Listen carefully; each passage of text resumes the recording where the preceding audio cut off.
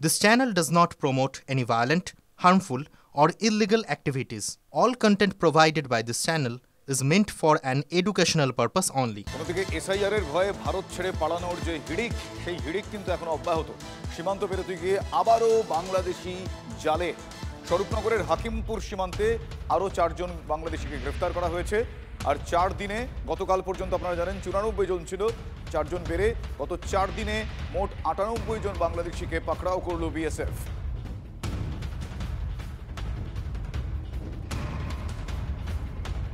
বাংলাদেশি মুসলিমরা পালাচ্ছেন, কয়েক লক্ষ পালিয়েছে। 7ই ফেব্রুয়ারির পর বিএসএফ বাকিদেরও বাংলাদেশে পাঠাবে মন্তব্য করছেন শুভেন্দু অধিকারী। মুসলমানরা পালাচ্ছে, পালাও আজ রাতের মধ্যে, কাল ভোর হওয়ার আগে ভাগো, ভাগো, যেখান থেকে এসছো সেদিক দিয়ে ভাগো। ডিঙ্গি ফিঙ্গি ধরে আমার নন্দীগ্রামে ধরেছি 4টা বাংলাদেশ থেকে এসে গড় চক্রবর্তী ছিল। আমাদের লোকদের বলছে পালাবো, আরে যে রাস্তা দিয়ে এসছো ওই রাস্তায় উঠো। নৌকাতে উঠে গেছে, নয়াচর দিয়ে পালাবে বাংলাদেশ। ভাগো, সব ভাগো, হাঁটো আসে। ভারতীয়রা থাকবে, কোন অনুপ্রবেশকারী থাকবে না। কয়েক লক্ষ পালিয়েছে, আর বাকি কয়েক লক্ষকে 7ই ফেব্রুয়ারি ফাইনাল ভোটার লিস্টের পরে বিএসএফ চুলের মুঠি ধরে তাড়াবে। এসআইআর আবহে বঙ্গে ভুয়ো পাসপোর্ট কাণ্ডে অ্যাকশনে এবার এনফোর্সমেন্ট ডিরেক্টরেট ইডি। চাকদার পরারি গ্রামে ইডির হানা। বিপ্লব সরকার নামে এক কাঠমিস্ত্রির বাড়িতে ইডির তল্লাশি।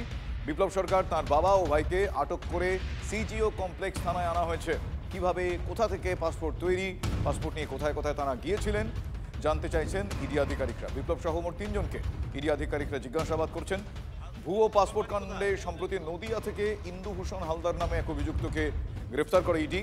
বিপ্লব সরকার ইন্দুভূষণের থেকে পাসপোর্ট বানিয়েছিলেন বলে খবর পাওয়া যাচ্ছে। আজাদ মল্লিকের ভারতীয় পাসপোর্ট রিনিউ করে দিয়েছিলেন ইন্দুভূষণ, এ খবরও পাওয়া যাচ্ছে।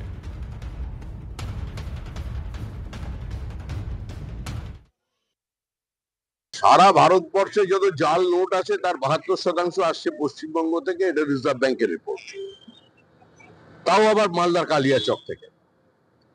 যেখানে যত আধার কার্ড নিয়ে বাংলাদেশিরা ধরা পড়ছে, তারা কোথা থেকে পেয়েছে, কেউ বলছে বারাসত, মধ্যমগ্রাম, শিলিগুড়ি, সোনারপুর। এগুলো হচ্ছে এসব তৈরি করার এপিক সেন্টার এখন পশ্চিমবঙ্গ। স্বাভাবিকভাবেই এটাই এখন দুষ্কৃতীদের স্বর্গরাজ্য। পশ্চিমবঙ্গে এত জালিয়াতি আর এত দুর্নীতি হচ্ছে, এবার মনে হচ্ছে সিবিআই, সেন্ট্রাল ব্যুরো অফ ইনভেস্টিগেশনের একটা চ্যাপ্টার নতুন করে এখানে খুলতে হবে। WBI, West Bengal bureau of investigation খুলতে হবে। ওয়েস্ট বেঙ্গলের জন্য আলাদা সিবিআই খুলতে হবে। এমন অবস্থা, এরা তো চুরি করা মানে পাসপোর্টে দুর্নীতি হতে পারে, এই রকমের চিন্তা ভাবনা একমাত্র তৃণমূল কংগ্রেসই করতে পারে, তাছাড়া আর কেউ করতে পারে না।